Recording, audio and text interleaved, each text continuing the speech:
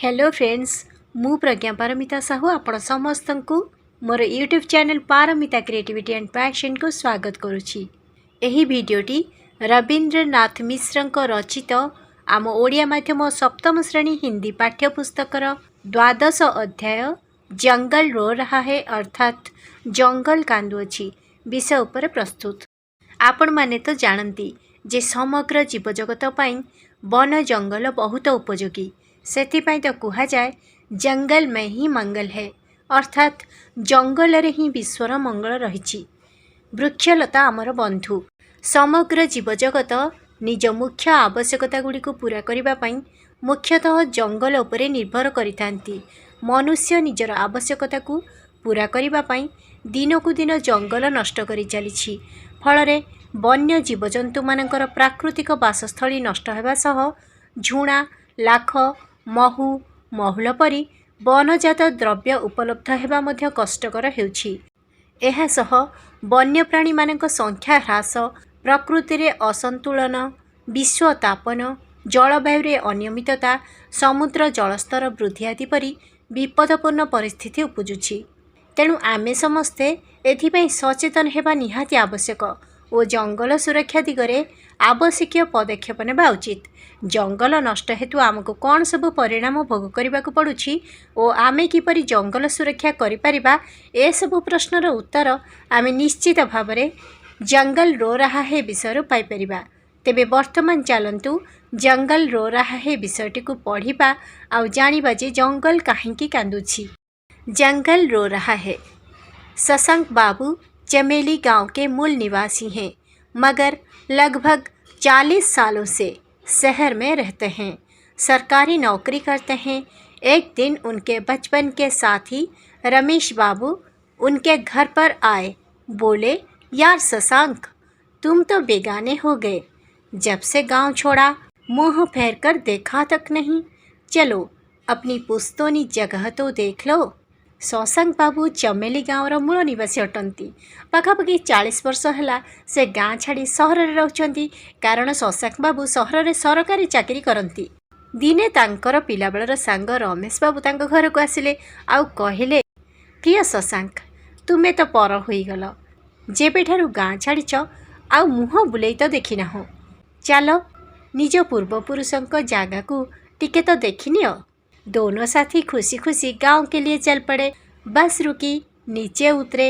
शशांक ने चारों तरफ नजर दौड़ाई। अचंभा हुए। बोले, रमेश, हमारा गांव कहाँ है? सड़क के किनारे आम के सैकड़ों पेड़ कहाँ गए? पास की पहाड़ी सांवली भी नहीं दिखती। पहाड़ी की तलहटी से गांव के छोर तक फैले वे हरे भरे सुहावने जंगल कहाँ है?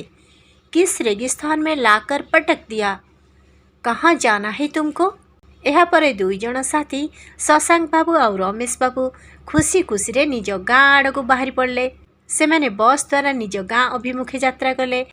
यह पर बस अटेकिला आउ से मैंने दुई जन ओह्लाइले। ओह्लाइबा परे शशांक बाबू चारिआड़ को नजर बुलाइले। यह पर शशांक बाबू बहुत आश्चर्य होइगले। कहले, रमेश, आम गाँ केउठी अछि? सड़क कड़े शह शह जो सब आंब गछ थिला सेगुड़िक कहीं? निकटरे थिबा पहाड़ ताहा तो एबे श्यामली देखा जाऊ नहीं। पहाड़र तल अंचलरू गाँर सीमा पर्यंत विस्तृत थिबा सेही हरा भरा सुखदायक जंगल कहीं? केउ मरुभूमि रे तुमे आनी मते पकई देल?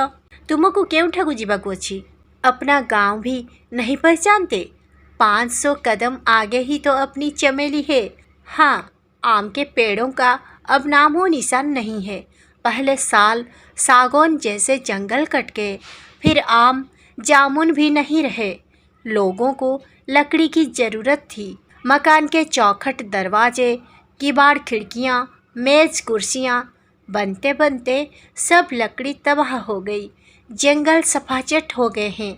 तुमने ठीक ही कहा, अब हम रेगिस्तान ही में रहते हैं। यहाँ पर रमेश बाबू कहले, तुम्हें निज गाँ को चिन्ह पारुना हो? आउ 500 पाद आग को चलिले आम गाँ चामेली अछि। हाँ, आंबर से शह शह गछगुड़िकर एवं चिन्ह बन्न नहीं।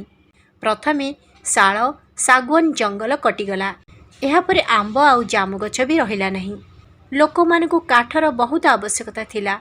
घरर चौकाठ दुआर कबाट झरका मेज चौकी आदि तैयारी हेबारे सबु काठ नष्ट होईगला। जंगल सफा होईगला। तुमे ठीक कहिच, आमे एबे मरुभूमि रे ही रहुचे। हाँ, अखबारों में बराबर खबरें छपती हैं कि जंगल साफ हो गए हैं, धरती का उत्ताप बढ़ रहा है। गर्मी की वजह से तो शहर में रहना मुश्किल हो गया है। फरवरी से कूलर एसी चलने लगते हैं, लेकिन दूर से ये अजीब सी आवाज़ क्या है? कभी सनसनन झनझनन तो कभी खाऊं खाऊं। सन्नाटे की मायूसी सो अलग। शशांक ने पूछा। यह पर शशांक बाबू रमेश बाबू को कहले, हाँ खबर कागज खबर छपुची जे जंगल सफा हो गलानी। धरित्रीर उताप बढ़ुअछि। गरम कारणरू सहर रे रहिबा एबे कष्टकर हो गलानी।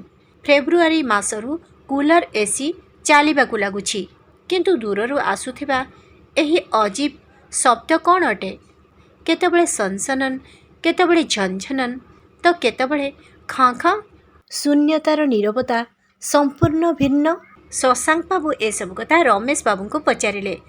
रमेश बोले, ये आवाज़ें उस पहाड़ की तरफ से आती है।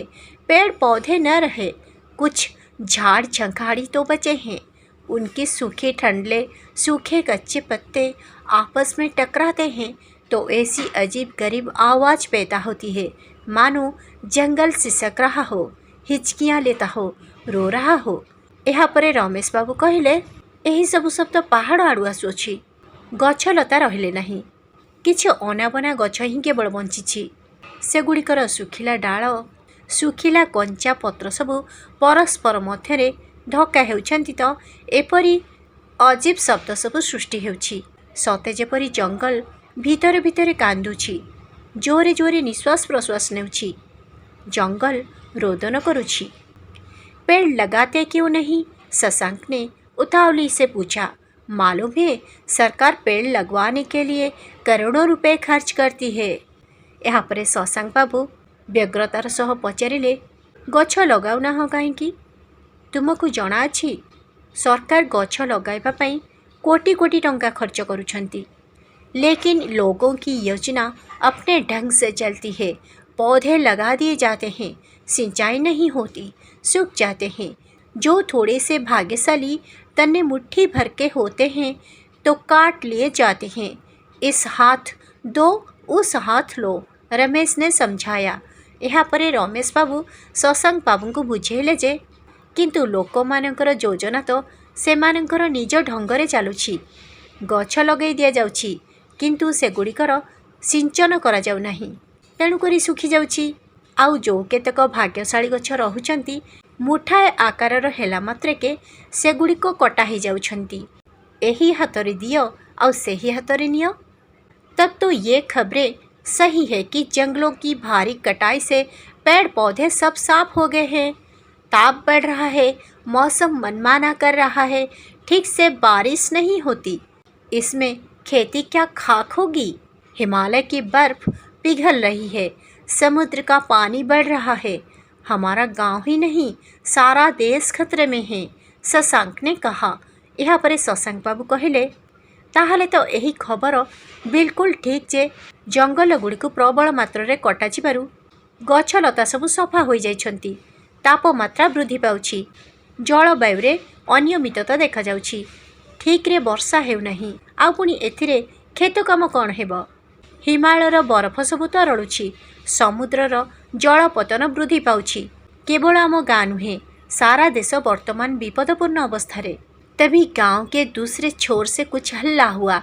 रमेश ने बताया कि जंगल न रहने से जंगली जानवर, खासकर हाथियों का झुंड गांव में घुस आते हैं। जंगल में पेट नहीं भरता तो क्या करें? उनको भगाने के लिए लोग शोरगुल करते हैं। वनवासी लोग कष्ट में हैं, वनजात द्रव्य नहीं मिलते। शेर, बाघ, भालू, शियार जैसे जानवरों की संख्या भी एकदम कम हो गई है। चिड़ियों की कई नस्लें तो खत्म हो चुकी है। शशांक बाबू और रमेश बाबू कथा होतिबा समय ठीक सेतिकी बेले गाँर अन्य एक सीमारू किछि हल्ला शुणागला। रमेश बाबू कहले, जे जंगल न रहिबारु जंगली पशु विशेषकर हाथी मानकर दल गाँ मध्यकु प्रवेश करि आसुछंती। जंगल रे पेट भरू नाही तो कौन करिवे? आउ सेमानकु तळिबा पई लोकमाने पार्टी करुछंती। वनवासी लोकमाने मध्य बहुत कष्टर अछंती। वनजात द्रव्य मिलु नाही। सिंह, बाघ, भालू, शियाळ परी पशुमानक संख्या एकदम कमिगलाणी। पक्षी मानकर केतक जाति मध्य संपूर्ण भावे शेष हो गलानी। दोनों ने सोचा जंगल को बचाना होगा, पेड़ ही जीवन है। जंगल बचाओ तो दुनिया बचेगी। जंगल अपना दुखड़ा नहीं रोता, मानव के लिए रोता है, प्राणी जगत के लिए रोता है। सही कहा गया है, जंगल में ही मंगल है। पर कौन सुनता है हमारी बातें? अरण्य रोदन न बन जाए। जंगल में घुसो मत, वह अपने आप हरा भरा हो जाएगा। यह परे दुई जण सांग भाबिले जंगल को रक्षा करने को हेब, कारण गछ ही जीवन अटे। जंगल बंचाइबा तो दुनिया बंचिब। जंगल निजर दुख कष्ट पई केबे हेले कांदे नहीं। मनुष्य पई कांदी थाए, प्राणी जगत पई कांदी थाए। ठीक कह जायछि जे जंगल रे ही मंगल अछि। किंतु किए शुणुछि? आमर कथा सबु अरण्य रोदन न होई जाऊ। जंगल रे प्रवेश कर नाही, ताहाले जंगल आपे आपे हरा भरा बा शस्य श्यामला होइजिब। एहा परे विषयर शेष रे केतक शब्दार्थ दिया जायछि। एहा व्यतीत आउ केतक हिंदी शब्दर अर्थ आमे ओडिया रे जानिबा। मूल, मूल, निवासी, निवासी बा बासिंदा, मगर, किंतु, लगभग, पाखापाखी, सुहावना, सुखदायक, मनमाना, मनमुखी बा निज इच्छानुसार, नौकरी, चाकिरी, बचपन, बाल्यकाल, यार, प्रिय बा आदरणीय, बेगाना, पर, पुस्तौनी, बाप जेजेंकर बा पूर्वपुरुषंकर, जगह, जागा, अचंभा, आश्चर्य, पेड़, गछ, तलहटी, तली अंचल, एठारे पहाड़ तल अंचल को कह जायछि।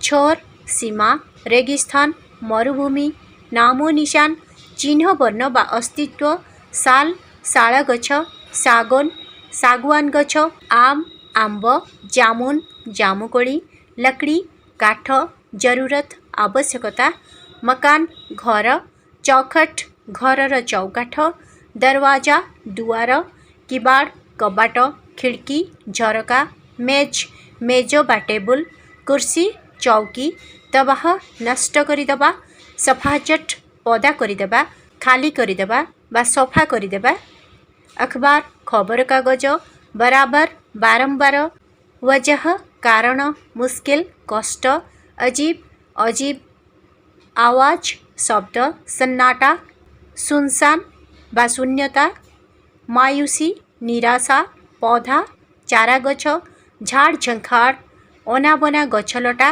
ठंडल, पतला डाल, कच्चे पत्ते, कंचा पत्र, आपस में परस्पर मध्यरे टकराना, बाड़े हेबा बा धक्का हेबा, पैदा, जन्म बा सृष्टि, सिसकना, जोर जोरे निश्वास प्रश्वास नेबा, हिचकी, हिका देबा बा भीतरे भीतरे कांदिबा, मौसम, जलवायु, बारिश, वर्षा, पिघल, तरलिबा, खतरा, विपद, जंगली जानवर, जंगली पशु, खासकर मुख्यतः हाथियों का झुंड, हाथी मानकर दल, भगाना, तड़ी देबा, शोरगुल, पार्टी करिबा बा चिल्लाइबा, वनवासी, वनवासी बा बणरे बास करुथिबा लोक, वन जात द्रव्य, बणजात द्रव्य, शेर, सिंह, बाघ, बाघ, भालू, भालू, सियार, सियाल, चिड़ियों की नस्ल, चढ़ई मानकर जाति बा प्रजाति, खत्म होना, सरीजिबा, दुखड़ा, दुख कथा, घुषणा, प्रवेश करिबा, अरण्य रोदन, अरण्य रोदन। ଏହା ପରେ ଆମେ जंगल रो रहा है विषयर अनुशीलनी प्रश्नोत्तर गुड़िक आलोचना करिबा। प्रश्न 1, निम्नलिखित प्रश्नों के उत्तर बताइए। निम्नलिखित प्रश्न गुड़िकर उत्तर कहतु। आय, शशांक बाबू किस गांव के निवासी हैं? शशांक बाबू केउं ग्रामर निवासी अटंती? शशांक बाबू चमेली गांव के मूल निवासी हैं। शशांक बाबू चामेली ग्रामर मूल निवासी अटंती। सेकेंड आय, शशांक बाबू कितने सालों से शहर में रहते हैं? शशांक बाबू केते वर्ष हैला सहर रे रहुछंती। शशांक बाबू लगभग 40 सालों से शहर में रहते हैं। शशांक बाबू पाखापाखी 40 वर्ष हैला सहर रे रहुछंती। ट्रिपल आई, शशांक बाबू के मित्र का नाम क्या था? शशांक बाबूंकर मित्रंकर नाम कौन थिला?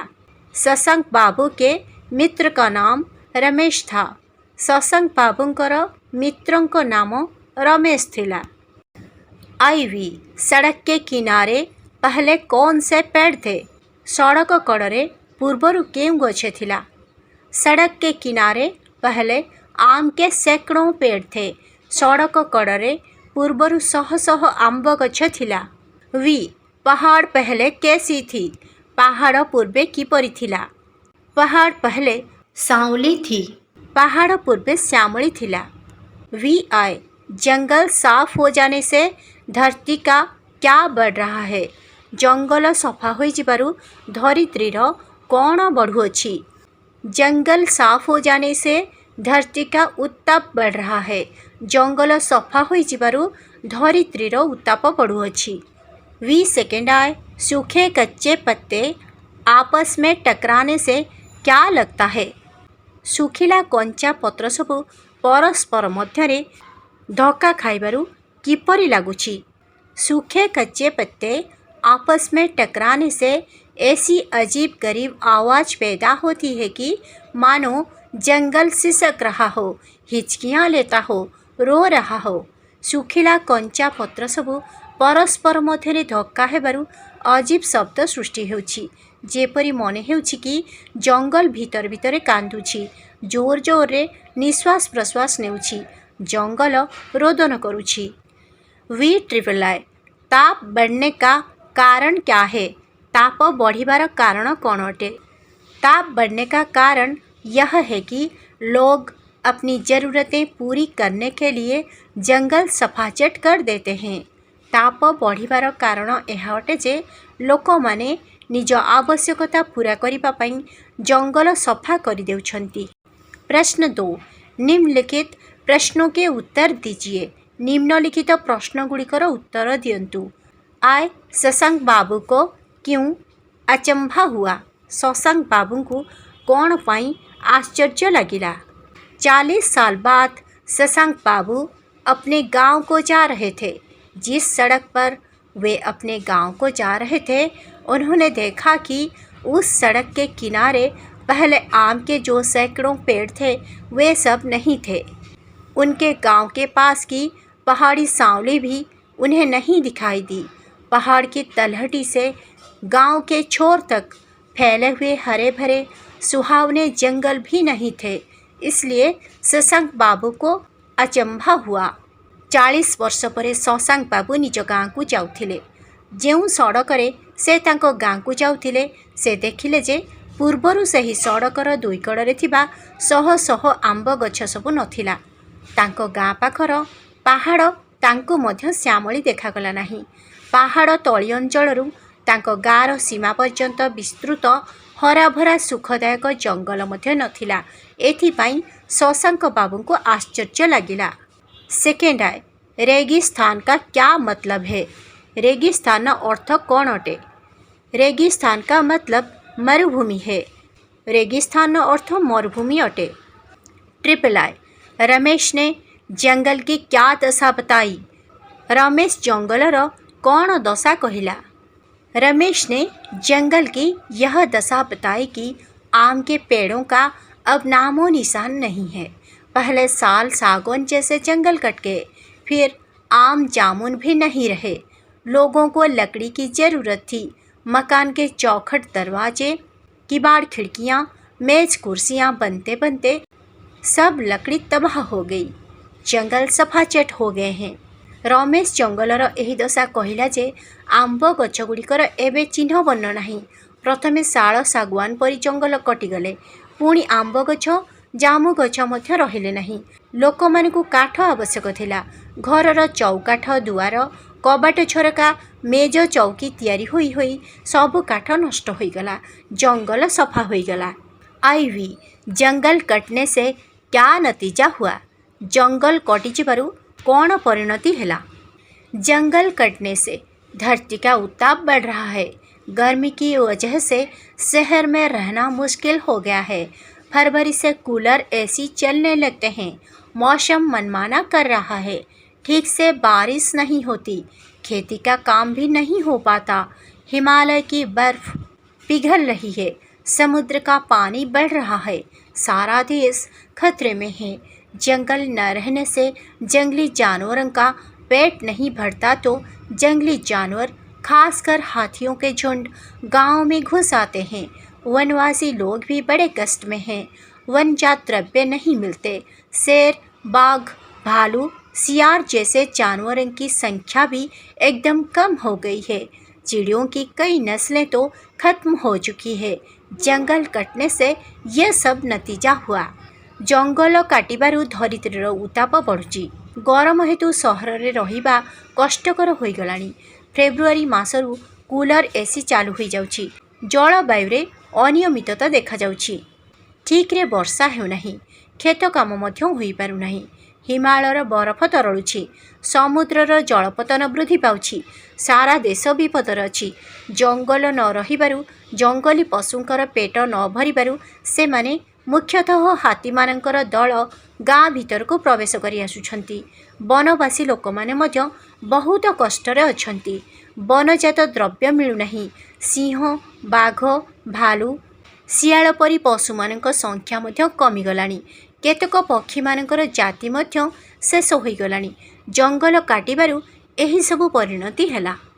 वी अखबारों में क्या क्या खबरें छपती है। खबर कागज रे कौन कौन खबर छपुअछि।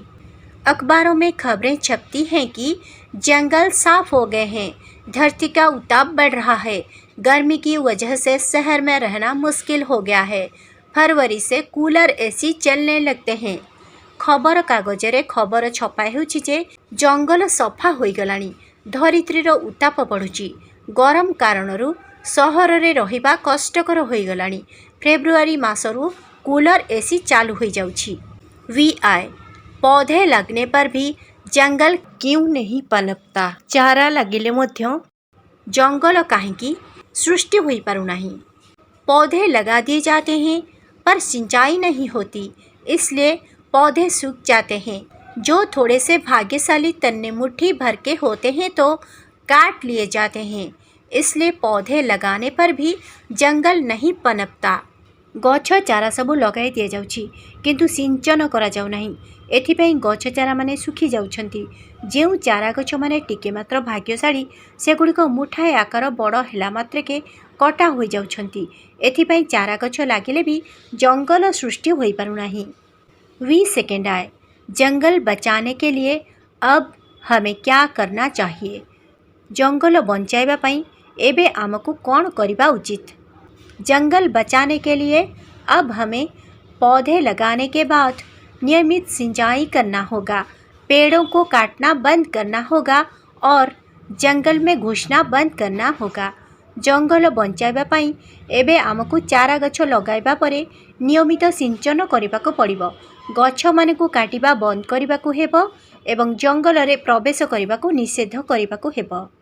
प्रश्न 3 सही विकल्प चुनिए। सठिक विकल्प बाछंतु। क हिमालय की बर्फ पिघल रही है क्योंकि हिमालयर बर्फ तरल अछि। कारण आय दोपहर को सूरज की किरणें गर्म हो जाती है। दोपहर को सूर्यंकर किरण गर्म हो जाउछि। सेकेंड आय जंगल में आग लग जाती है। जंगल रे निया लग जाउछि। ट्रिपल आय विश्व का ताप बढ़ रहा है। विश्वर ताप बढ़ुअछि। सठिक उत्तर हेउछि ट्रिपल आय विश्व का ताप बढ़ रहा है। ख हाथियों का झुंड गांव में घुस आता है क्योंकि हाथी मानकर दल गाँव को पशि आसुछंती। कारण आए लोग हाथियों का आदर करते हैं। लोक माने हाथी मानकर आदर करती। सेकेंड आए जंगल में चारे लगाए जाते हैं। जंगल रे चारा लगा जाउछि। ट्रिपल आए जंगल अब कट गए हैं। जंगल एबे कटि जाइछि। सठिक आंसर है ट्रिपल आए जंगल अब कट गए हैं। ग दुनिया बचेगी यदि दुनिया बंचिब जदि आए हम जंगल की रक्षा करेंगे। आमे जंगल रक्षा करिबा सेकेंड आए हम जंगल काट देंगे, आमे जंगल काटी देबा। ट्रिपल आए शहर में बड़े बड़े कारखाने चलाए जाएंगे, सहर रे बड़ बड़ कारखाना चला जीवो। सठिक आंसर हेउची आए हम जंगल की रक्षा करेंगे। यह परे रही भाषा कार्य, इनका अभ्यास कीजिए। एगुड़िकर अभ्यास करंतु। भाषा कार्य एही विषय थिबा केतक शब्दर एकवचन एवं ताहार बहुवचन रूप दिया जायछि, सेगुड़ी को आपण माने भल भाबरे पढ़ी नेबे। प्रश्न 4, नीचे लिखे शब्दों के विशेषण पाठ से छांटिए। निम्नलिखित शब्दगुड़िकर विशेषण पाठरू बाछंतु। आपण मानकु जणाई देबाकु चाहिबी जे जेउ शब्द संज्ञा शब्दर विशेषता को प्रकाश करिथाए ताहाको विशेषण शब्द कुहा जायथाए। वर्तमान आमे प्रश्न 4 रो उत्तर जानिबा। हरे भरे पेड़, सुहावने जंगल, अजीब आवाज, भाग्यशाली तन्ने, वनवासी लोग, वनजात द्रव्य। प्रश्न 5, इन शब्दों को देखिए और ऐसे 10 शब्द लिखिए। एही शब्दगुड़ी को देखंतु एवं एही परी 10 गोटी शब्द लिखंतु। एठारे शब्दगुड़िक रही खुशी खुशी, हरे भरे, नामो निशान, मेज कुर्सी। सेहीपरि आउ 10 गोटी शब्द आमे लिखिबा। चौखट दरवाजे, किबाड़ खिड़कियाँ, सनसनन, झनझनन, खाओ खाओ, झाड़ झंकार, पेड़ पौधे, अजीब गरीब, सूखे कच्चे, शोरगुल। प्रश्न 6, ऐसे 5 शब्द बनाइए। एहीपरि 5 गोटी शब्द बनातु। एठारे उदाहरण रही जैसे बे युक्त गाने, बेगाने, बे युक्त रोजगार, बेरोजगार। सेहीपरि आउ 5 गोटी शब्द हला बे युक्त हिसाब, बेहिसाब, बे युक्त बुनियाद, बेबुनियाद, बे युक्त वफा, बेवफा, बे युक्त जुबान, बेजुबान, बे युक्त चैन, बेचैन। प्रश्न 7, इनके पर्यायवाची शब्द लिखिए। एठारे केतक शब्द दिया जायछि। शब्दगुड़िक हेउछि साथी, ताप, झुंड, कष्ट, संख्या, दुनिया, जंगल। एही शब्दगुड़िकर पर्यायवाची शब्द अर्थात समान अर्थबोधक शब्दगुड़ी आमको लिखिबार अछि।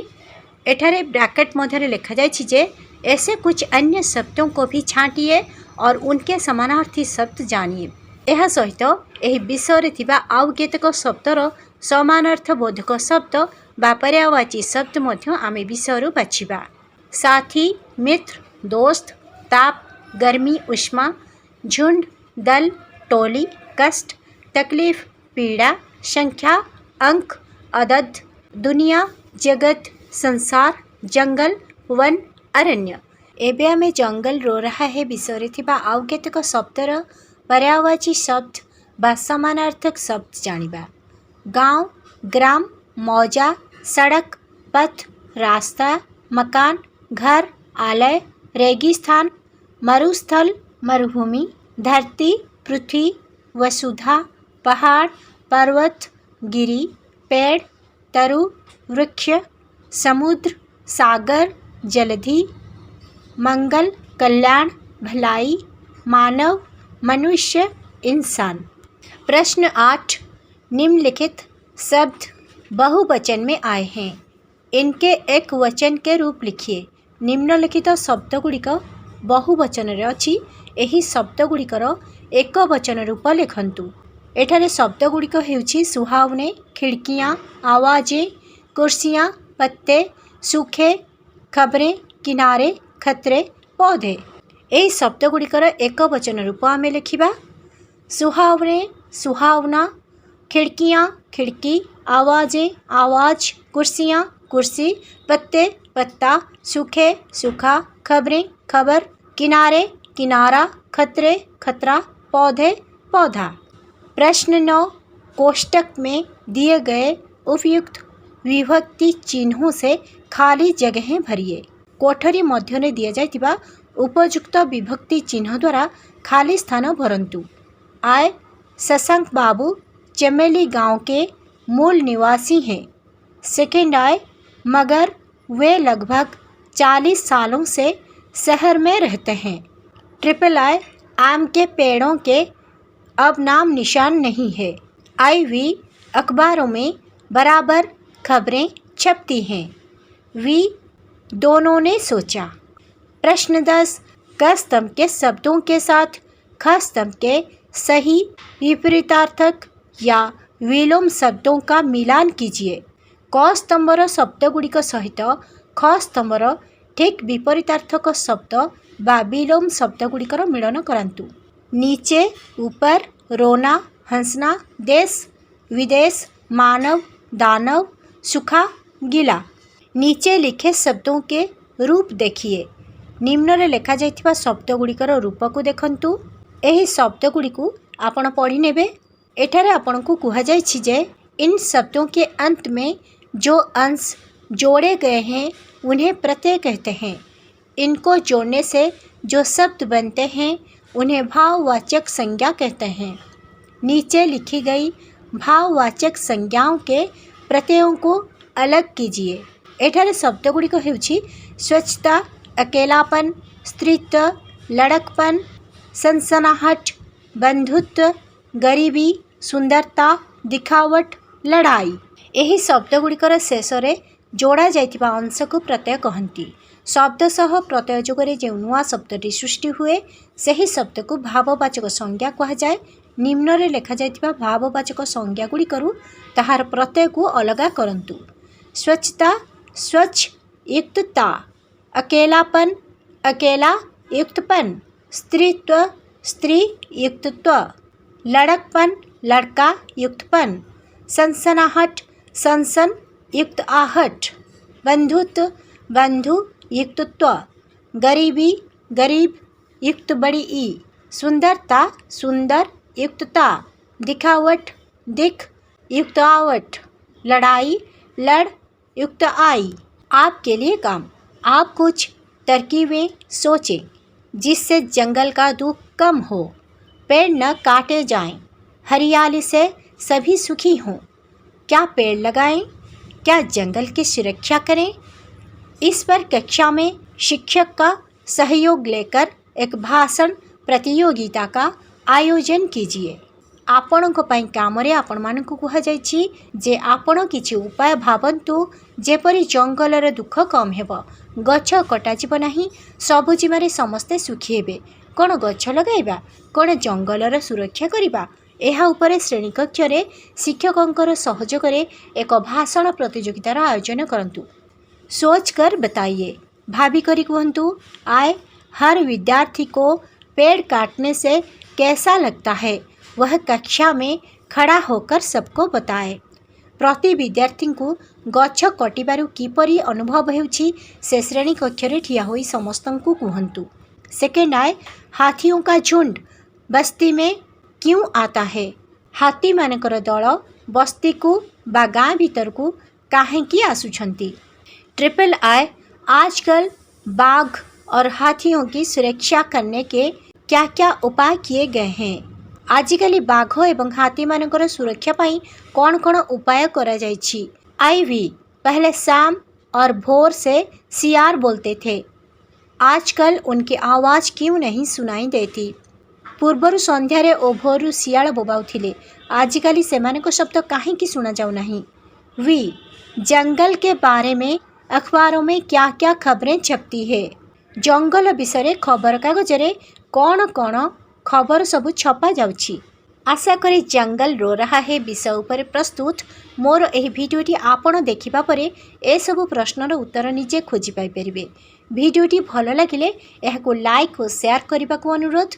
नुआ करी Paramita creativity and passion YouTube channel visit करथिले एपरि शिक्षणीय भिडियोर नोटिफिकेशन पाइबा पाई चैनल को सब्सक्राइब करने सह बेल आइकन को प्रेस कर दियंतु।